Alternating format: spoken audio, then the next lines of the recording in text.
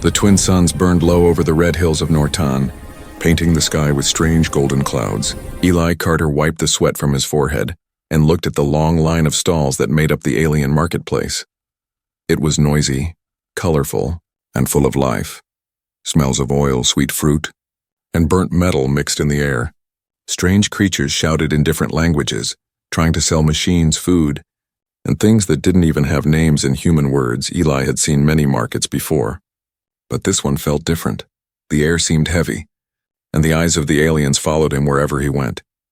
He was the only human in the market today, maybe the only one for hundreds of miles still. He had come with a simple goal: to buy a milk cow for his small farm outside the human settlement.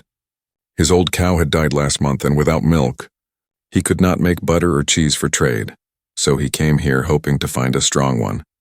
Maybe raised by the local alien farmers. As he walked past the stalls, he saw all kinds of animals, some with 6 legs, some glowing faintly, and one that looked like a mix between a cow and a lizard. He smiled nervously, thinking how his neighbors would laugh if he came home with a glowing cow. Then a loud voice broke through the noise. "Buy a cow, get a working alien woman for free," shouted someone. Eli turned his head sharply, surprised.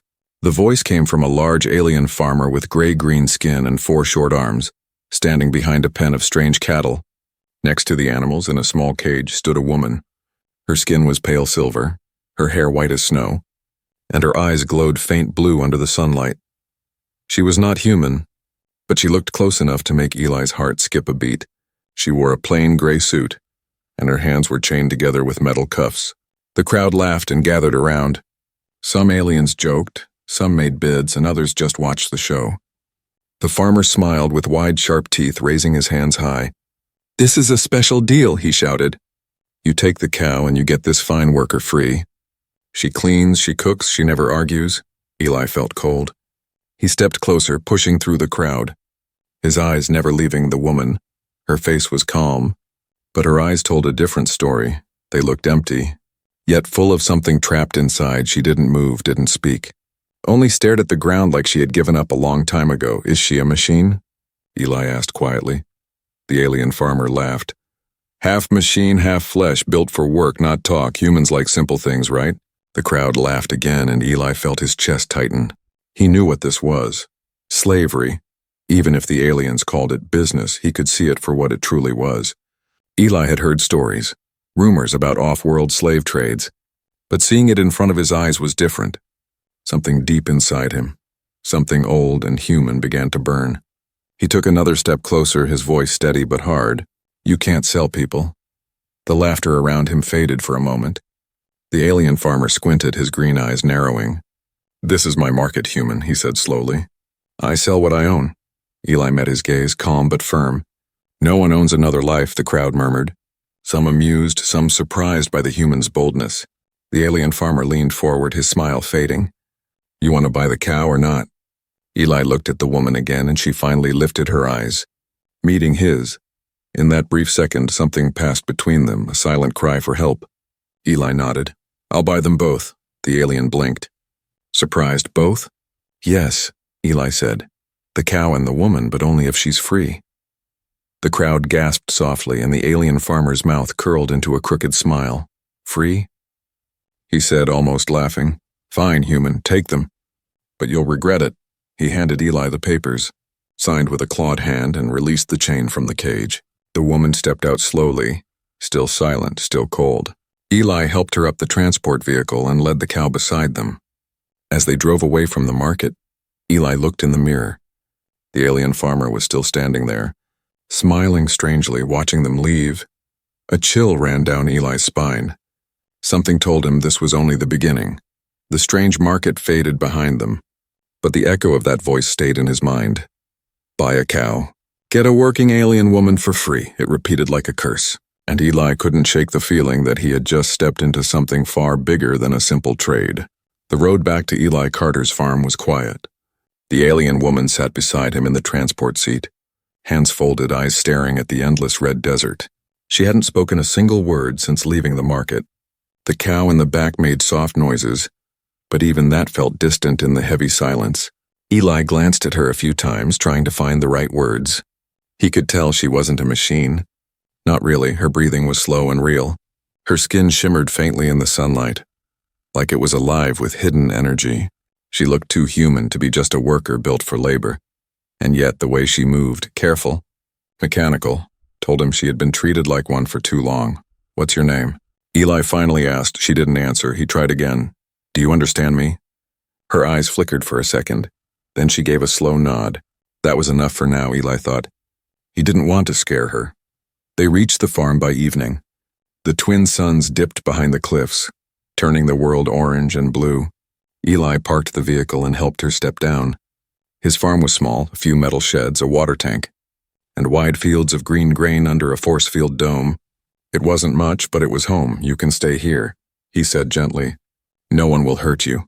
She looked around, her face expressionless, then nodded again. Eli showed her the spare room near the barn.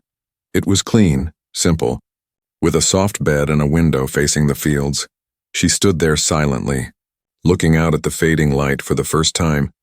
Eli noticed how fragile she seemed, like a bird that had forgotten how to fly. That night, Eli couldn't sleep. He sat by the window thinking about the alien market. The faces of the laughing crowd haunted him. He kept hearing the alien farmer's voice. "You'll regret it." But regret what?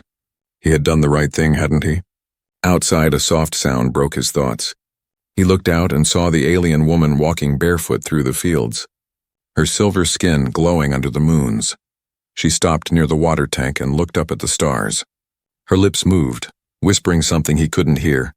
Eli grabbed his small recorder and zoomed the sound. What he captured wasn't speech. It was a rhythm, a pattern, a strange pulse of sound like code. The next morning, Eli played the sound again. He ran it through his old analyzer. A relic from his engineering days, the device beeped, translating fragments of her whispers. Home, help, signal. The screen flashed. Eli stared at it, his heart pounding. It wasn't random noise. It was a distress call. She was sending a message. He found her fixing the fence near the barn. She worked fast, with perfect precision, like a machine trained for years. He approached slowly, not wanting to alarm her. "I heard you last night," he said softly. Her hand froze, the tool dropping to the ground. "I know you're not a machine," he continued. "You're someone trying to reach home, right?" She turned toward him, eyes wide. For a moment he thought she would deny it, but then she whispered her first words, voice trembling. "They will come." Eli stepped closer. "Who will come?" Her gaze shifted to the sky, fear filling her voice. "Masters." The word sent a chill through him. He understood now. She wasn't just any alien worker. She had escaped something powerful, something that didn't want to lose her. The implants on her neck blinked faint red, as if reacting to her fear. Eli could almost hear a faint hum from them. She stepped back, shaking her head. "They always find us." Eli clenched his fist. "Not this time." She looked at him, confused, as if no one had ever said that before. "I don't care who they are," Eli said. "You're safe here." The words felt heavy, but he meant every one of them. Later that evening, the sky darkened again. Eli stood outside, repairing the roof while the alien woman, now he knew her name. Rena fed the animals. The air felt strange, thicker somehow than a deep humming sound filled the valley. Rena dropped the bucket, eyes wide in terror. Eli turned toward the horizon and lights, bright and fast, moving low through the sky. "Ships, alien ships," Rena whispered. "They found me." Eli's jaw tightened. His instincts kicking in. He had fought before, not in wars, but in survival. He knew what he had to do. He grabbed his old plasma rifle from the shed and looked at her. "Stay inside," he said. She shook her head. "They will not stop." The ships drew closer, beams of light sweeping across the ground. Eli's heart pounded, but he didn't step back. He stood there, a single human on a small farm, facing something much bigger, and yet he wasn't afraid. Because for the first time in a long time, he had something worth protecting. The night filled with the sound of engines, dust and fear. But behind all that noise, Eli's calm voice whispered like a promise. "They'll have to go through me first." The night after the ships appeared, the sky above Eli's farm stayed empty. No landings, no attacks, just silence and wind moving through the tall grass. Rena hadn't spoken again since that moment. She stayed close to the barn, her glowing eyes watching the stars as if waiting for something. Eli tried to act normal, but the silence between them was heavy. He didn't know if the danger was over, or if it was just waiting to begin. The next morning, Rhina started working before sunrise. She fixed the broken fence, fed the animals, and even cleaned the shed without being asked. Her movements were fast and precise, almost perfect. She didn't eat, didn't drink, and never seemed to rest, to Eli. It was impressive and unsettling at the same time. She was like a living machine that refused to stop. Eli watched her from a distance. Trying to understand, he wanted to ask her questions. But every time he spoke, she stayed quiet. When he offered food, she only looked at it confused. When he tried to thank her, she gave a small nod and went back to work. It was like she didn't know what kindness meant, like she had forgotten what it felt like to be treated like a person. That evening, Eli sat near the control room of the barn. He opened the recording from her whispers again. The signal was still there, the strange rhythmic message. Pulsing in low frequencies, he ran it through the analyzer again. This time, he added filters, slowing it down, translating bits of alien code. The message became clearer. Trapped unit. Rhina, location compromised. Retrieve immediately. Eli's stomach turned. This wasn't a simple distress call, it was a tracking beacon. She wasn't calling for help. Someone else was calling for her. Whoever had enslaved her had built her to be found if she escaped. The implants on her neck were not just control devices. They were locators. He went outside quickly. Rhina was by the water tank repairing a pipe. Eli approached her carefully. Rhina, listen to me, he said. She turned, eyes glowing faint blue under the moonlight. He pointed to the implants. These things, and they're sending a signal. Her expression didn't change, but her voice came out quiet and shaky. I know. Eli froze. You know? She nodded slowly. They always find us no matter where we run. The words felt heavy. Full of years of fear, Eli stepped closer. You don't have to run anymore. Rhina looked away, whispering, You don't understand, human. They built me to obey, to return, to forget who I am. Eli shook his head. You're not a machine, Rhina. She looked at him, tears forming in her glowing eyes. For a moment he saw the pain she tried to hide. He wanted to free her, but he didn't know how. If he destroyed the implants, they might kill her instantly. If he did nothing, the aliens might arrive at any moment. That night, a storm rolled in from the hills. Lightning flashed across the sky, lighting the farm in short. Violent bursts. Rhina stood by the window, her reflection staring back at her. She could feel the signal inside her, pulsing with every flash. It was like a chain pulling her mind toward something dark and far away. She pressed her hands to her head, whispering in her alien tongue. Not again, please, not again. Eli rushed in, hearing her cry. Rhina, what's happening? He asked. She dropped to her knees, trembling, the implants burning bright red. They are calling me, she gasped. They want me to return. Eli knelt beside her, grabbing a blanket, holding her shoulders. Fight it, he said. You can stop them. I can't, she cried. They made me forget how to resist, thinking fast. Eli ran to his workbench. He grabbed his old signal jammer, a rusty device he had once used to block drone transmissions. He connected it to the power core and turned it on. The device buzzed loudly, filling the air with a low hum. The lights flickered, and Rhina gasped as the red glow on her neck began to fade. Then silence, her body relaxed. The pain fading away, Eli crouched beside her again. It worked, he said softly. She opened her eyes, weak but alive. You stopped the signal, she whispered. No one has ever done that, Eli smiled faintly. Then you've never met a human farmer before. For the first time, Rhina smiled, and a small, unsure smile, but real outside. The storm continued, but inside the barn, it was calm. That night, while Rhina slept, Eli stayed awake. He wrote in his old digital log, something he hadn't done in years. Rhina is not a machine, he typed. She's alive, scared, and hunted. I will protect her, even if it means fighting whatever comes next. He looked out at the lightning-filled sky and clenched his fist. The aliens had built Rhina to obey, but they had never faced someone like him, a simple human who refused to bow. And as the storm raged outside, Eli Carter made a silent promise. No matter who came for her, he would stand in their way, because that's what humans do when someone tries to take their freedom away. The morning after the storm, everything looked calm, but Eli Carter knew better.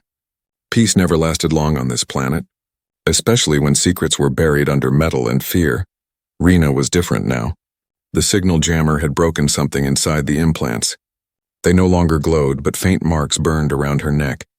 She moved slower, her steps uncertain, her eyes blinking as if seeing the world for the first time. Eli watched her quietly, not wanting to scare her. She seemed free yet lost. At breakfast, she tried food for the first time. Eli placed a bowl of grain and warm milk in front of her. She hesitated, staring at it like it was something forbidden. Then slowly she lifted a spoon. The first bite made her eyes widen. Taste, memory, emotion, everything rushing back like light through darkness. A single tear rolled down her cheek. Eli smiled softly. "You're allowed to eat." "Rhina," she nodded, whispering. "It feels strange, but good."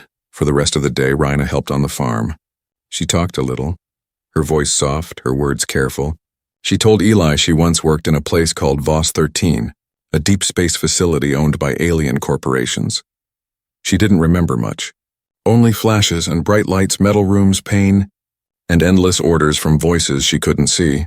"They changed us," she said, "made us forget who we were." Eli listened, feeling anger rise inside him. It wasn't just cruelty. It was science twisted into slavery. Later that evening, Eli took a closer look at the implants with his scanner. He found layers of alien tech mixed with organic nerves. It wasn't just a tracker, it was part of her. A living circuit that connected to her brain. At its center, a small energy core pulsed weakly. "Can you remove it?" Rhina asked, her voice trembling. Eli shook his head. "Not yet, it's too deep. But I can study it." He worked for hours, recording every detail. The data he gathered was unlike anything he had seen. Advanced, precise, almost beautiful. Whoever made this technology had mastered both biology and control. They didn't just enslave bodies, they rewired souls. Eli clenched his fists, whispering, "No more." As night fell, Rhina sat by the window again. She looked at the stars, her voice barely a whisper. "I remember something." Eli turned. "What do you remember?" She closed her eyes, breathing slowly. "My people were not workers, we were healers. We could connect minds, share emotions, we believed in peace." Her voice shook. "Then they came. The syndicate, they wanted our gift. They used machines to control our thoughts." She touched the mark on her neck. "They turned us into tools." Eli felt a chill run through him. The syndicate, he had heard of them in trader stories. A network of powerful alien races who ruled distant systems through fear and profit. They bought and sold entire species if they had Rhina's people. Then she wasn't just an escapee. She was evidence of their crimes. Eli walked to his comm desk, his mind racing. He opened his old Earth Alliance files, searching through old contacts, old reports. If he could send data back to the human colonies, maybe someone would help. But before he could transmit, the screen flickered. A red alert flashed. Incoming signal detected. Eli froze, heart pounding. He traced the source. It wasn't from outside. It was coming from inside the house. He turned slowly toward Rhina. Her implants, though dim, were pulsing again, faint, rhythmic like a heartbeat. She gasped, clutching her head. "They found me again." Eli ran to her side, activating the jammer. But the signal was too strong this time. Through the static, a distorted voice echoed from the comm screen. Cold and metallic. Property V7 detected. Location confirmed, retrieval team dispatched. Eli's stomach turned. He slammed the console and looked at Rhina. "We have to move." She struggled to stand. "They will not stop," she whispered. Eli grabbed supplies, weapons, and the jammer. "Then we won't stop either." Outside, the night glowed with approaching light. Rhina's eyes reflected the silver of the incoming ships. Eli loaded the last of the tools into his transport. "We head east into the mountains," he said. "The old mines there have radiation fields. It might block their scanners." Rhina nodded weakly, trusting him completely as they sped into the desert night. Beams of blue light cut across the horizon.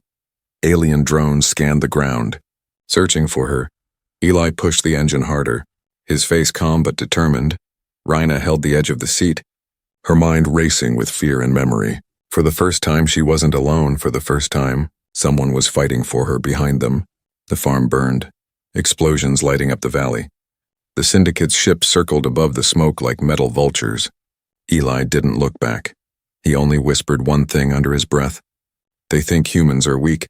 Let's show them what a farmer can do." The stars ahead shimmered like cold fire. The truth was now clear. Rhina wasn't just another alien slave. She was the key to exposing an empire built on chains. And Eli Carter, a simple man with rough hands and stubborn courage, had just declared war on the syndicate. The red dawn crept over the broken hills as Eli Carter's old transport rattled across the wasteland.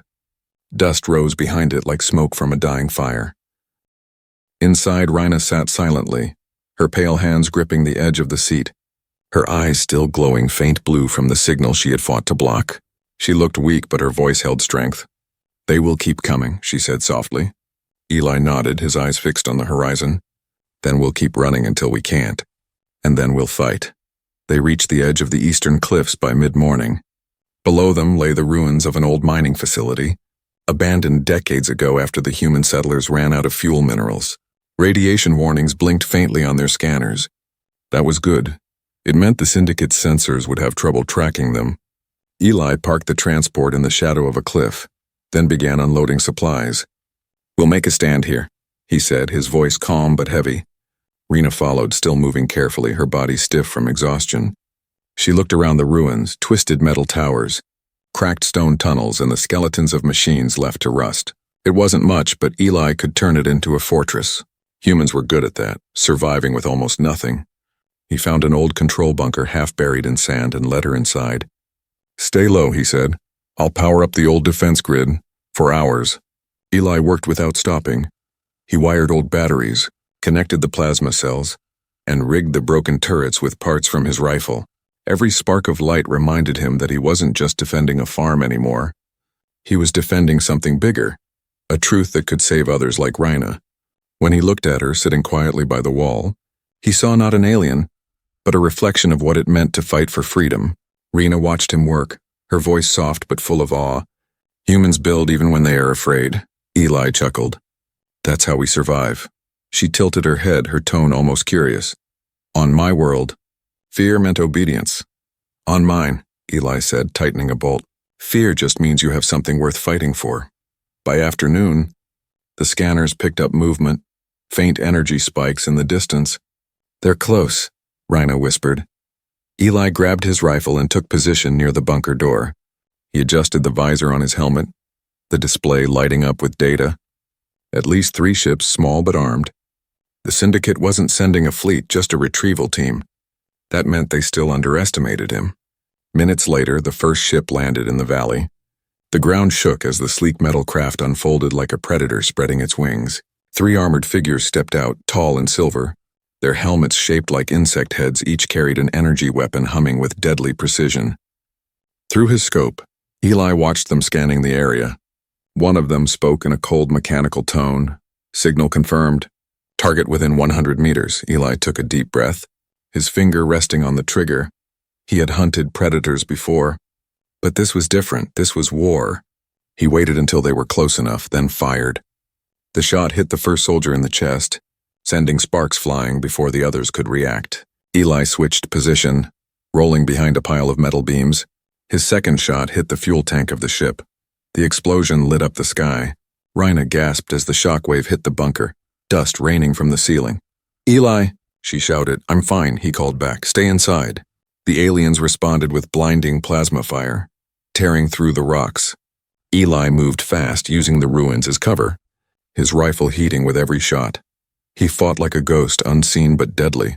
When one of the soldiers got too close, Eli triggered an old mine trap he had rigged minutes earlier. The explosion threw the alien backward.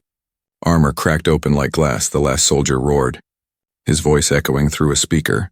"Human, surrender the property or face termination." Eli stepped from the smoke, his face calm, his rifle steady. "She's not property," he said, and pulled the trigger. Silence followed, broken only by the crackling flames of the destroyed ship. Rhina rushed out, her silver hair whipping in the wind. She looked around, seeing the fallen soldiers and the human standing tall among them. For a moment, she didn't see a farmer. She saw a warrior. "Eli," she whispered, her voice trembling. "You fought them alone." He shrugged, breathing hard. "Not alone. You were worth fighting for." But the moment of peace didn't last. From the burning wreck, a transmission flared. Eli turned toward the sound at a voice, distorted but clear. "Retrieval team lost. Send reinforcements." His heart sank. This wasn't over. He looked at Rhina, her eyes filled with worry. "They'll send more," she said. Eli nodded. "Then we'll be ready." He walked back to the bunker, reloading his rifle. The sun dipped low behind the cliffs, painting the valley in blood-red light. Rhina followed him, her voice soft but strong. You could run. You could leave me. Eli turned, his eyes steady. Humans don't run from what's right, outside. The wind howled across the desert like a warning. But inside the ruins, one human farmer stood tall, preparing for whatever would come next because Eli Carter had drawn a line in the dust of Nortan. And no one, not even the Syndicate, would cross it without a fight. The ruins were quiet after the battle. Smoke from the crashed Syndicate ship rose into the pale orange sky, curling like ghosts above the broken hills. Eli Carter sat by the bunker door, his rifle resting on his knees, his hands shaking slightly from exhaustion. He had fought before, but never against something like this. 3 armored soldiers, better equipped, faster, stronger, and yet they fell because a human refused to give up inside the bunker. Rhina was trying to fix the small transmitter. Her hands moved quickly, her eyes glowing faintly blue. She was trying to jam any more signals from leaving the wreckage, but every time she touched the control panel, pain shot through her head. Her implants still reacted to Syndicate technology like magnets to metal. She winced but didn't stop, whispering softly. They must not find us again. Eli walked in, wiping dust from his face. You should rest, he said. She shook her head. If I stop, they'll track us again. He watched her for a moment, admiring the strength in her voice. Even broken, even afraid, she refused to give in. He placed a hand on her shoulder, gentle but firm. You're not their machine anymore, Rhina. They can't control you. For a second, her breathing slowed, her glowing eyes flickered. She wanted to believe him, but deep inside, something fought back in a command written into her very mind. She could still hear it sometimes, like whispers behind her thoughts. Return to Voss 13. Obey the masters, can you forget yourself? She clenched her fists and whispered, I want to be free, Eli. He smiled softly. Then let's make that happen. Later that night, Eli powered up the old lab inside the ruins. It was full of broken screens and rusted cables, but it still had working energy coils. He planned to use them to disrupt the implants completely. I can overload the control circuit, he explained. But it's dangerous, it might hurt you. Rhina nodded, her face calm. Pain I can handle. Control I cannot. Eli set up the device, his hands moving quickly. He connected wires from the jammer to the coil, and the coil to the metal table where Rhina sat. The machine hummed, glowing blue as it charged. He took a deep breath. Ready? She closed her eyes. Do it. The energy surged through the room. Crackling like lightning, Rhina gasped, her body arching as the implants began to glow violently. Her skin flickered with pulses of light, patterns spreading like rivers under her surface. Eli watched the readings. The circuits were burning out, melting from the inside, but suddenly, the lights exploded in brightness, blinding him. Rhina! He shouted, rushing forward, but a wave of invisible force threw him backward.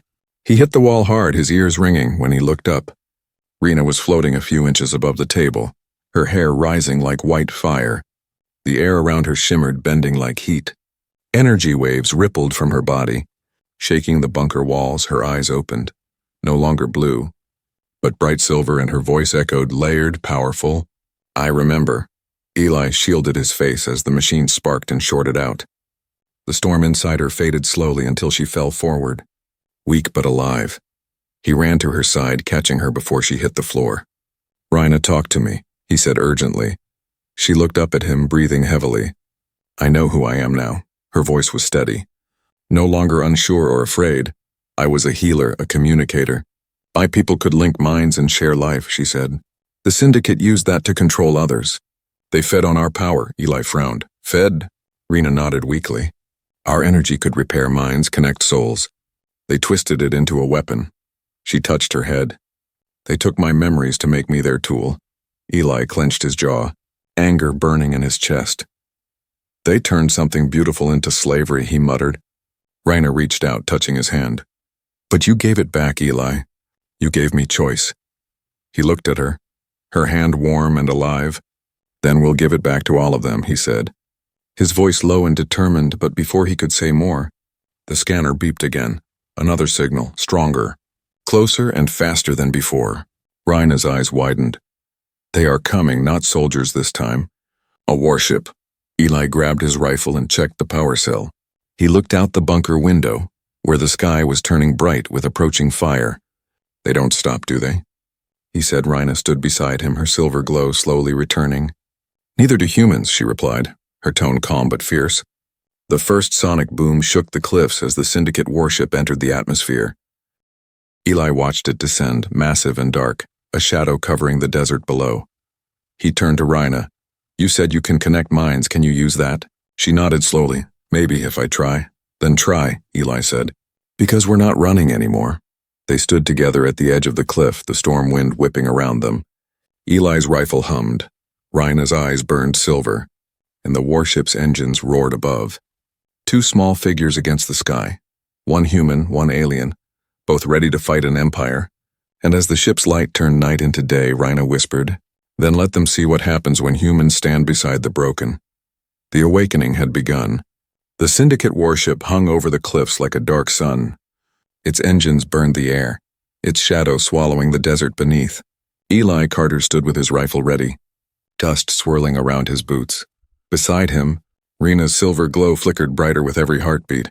She was still weak, but something inside her had changed. She wasn't afraid anymore. A deep rumble rolled through the valley as the ship's bay doors opened. Dozens of drones shot out, spinning like wasps, their red lights searching for targets. Eli aimed his rifle, but Rhina raised her hand. Wait, she said quietly, her eyes closed, and the air around her shimmered. A low hum filled the ground, not sound, but energy, alive and pulsing like a heartbeat. The drones froze mid-air, their lights flickering, their signals scrambling. Rhina's voice echoed softly. I can feel them. Their minds are connected through the control grid. Eli stared in awe. Can you stop them? Rhina's voice was calm. I can do more. She opened her hands, and a wave of light burst outward. Rippling across the valley, every drone turned, their red lights fading to white. Then they hovered silently and slowly descended. Landing harmlessly in the sand, Eli lowered his rifle, his eyes wide. You just... Rhina smiled faintly. Freed them. They were slaves too. Above them, the warship's speakers roared. Unauthorized interference detected. Deploying ground unit. The earth shook as something massive dropped from the ship. A towering armored being, black as stone, 10 feet tall. Its heavy steps cracked the ground, its voice deep and cold. Return the subject or be erased. Eli stepped forward, rifle raised. You'll have to erase me first, the creature laughed. A metallic sound that echoed like thunder. It raised its weapon. A long staff glowing with plasma, Eli fired. The bolt striking the creature's chest, no effect. It swung the staff, blasting a shockwave that sent him flying backward. Rhina screamed his name and rushed toward him. Her hands glowing bright, Eli groaned, trying to stand. I'm fine, he said, coughing, but blood stained his shirt. The creature turned toward Rhina. Property V7. Deactivate and submit. Something inside her snapped. Those words, the same ones that had haunted her since the labs of Voss 13. Deactivate, submit, not anymore. Her silver eyes blazed like stars, and the air exploded around her. She rose slowly, her feet leaving the ground, her hair flowing like light. No, she said, her voice no longer soft, but powerful and echoing through the valley. I am not your property. The creature swung again, but the staff stopped mid-air. Frozen by invisible force, Rhina reached out her hand, her power wrapping around the weapon like vines of light. The staff shattered into pieces that dissolved into dust. Then she turned her gaze on the giant. You feel nothing, she said. Let me show you what life feels like. The creature trembled as its armor cracked. Light pouring from the brakes, it screamed, and not in pain, but in something new, something human. Then it fell to its knees, its voice whispering one last word, freedom, before collapsing into silence. Eli watched, stunned, as the light faded from Rhina's hands. She fell to the ground, weak and trembling. He ran to her, catching her before she hit the dirt. Her voice was faint. It's done. He smiled tiredly. Yeah, it's done, but above them, the warship began to move again, its engines flared, preparing to fire on the entire valley. Eli's heart pounded. They're going to burn the place. Rhina opened her eyes one last time. Her glow dim but steady. Not if I stop them. She reached out with her mind, the silver light spreading from her body like a wave. It reached the ship, wrapping it in brilliance. The engines sputtered, the weapons froze, and the massive vessel began to rise, not by force, but by choice. Inside, the enslaved pilots dropped their controls, their eyes clearing as Rhina's power touched their minds. And then the great warship turned upward and flew away. Disappearing into the clouds, Eli held her tightly, whispering, "You did it," Rhina smiled faintly. "No, we did." Then she closed her eyes, resting, her body finally at peace. Days later, the wreckage of the battle was gone. The drones had been dismantled, their cores repurposed to help rebuild the small settlement nearby. Eli had sent a message to the human colonies, a transmission carrying proof of the Syndicate's crimes. The data Rena had unlocked was spreading across networks, and in those messages one sentence stood out: "Human farmer protects alien slave, defies Syndicate forces." The story of Eli Carter and Rhina began to travel from planet to planet. Weeks passed, and the valley grew quiet again. Eli repaired his farm, rebuilt his home, and sometimes looked up at the stars. He always wondered if Rhina's people would come for her, not to capture, but to welcome her home one evening. As the suns dipped behind the hills, a soft light appeared in the sky. It wasn't a ship, not really, just a shimmer, a whisper of energy that pulsed gently above his field. And in that light, Eli swore he heard her voice. Calm and clear. "Thank you, human," he smiled, looking at the glowing horizon.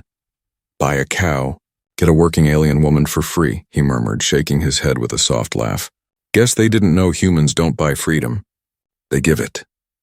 The wind carried his words into the quiet night, and as the stars burned brighter, the legend of the farmer and the alien woman began its journey across galaxies. Not a tale of war, but of hope, courage, and the power of a human heart.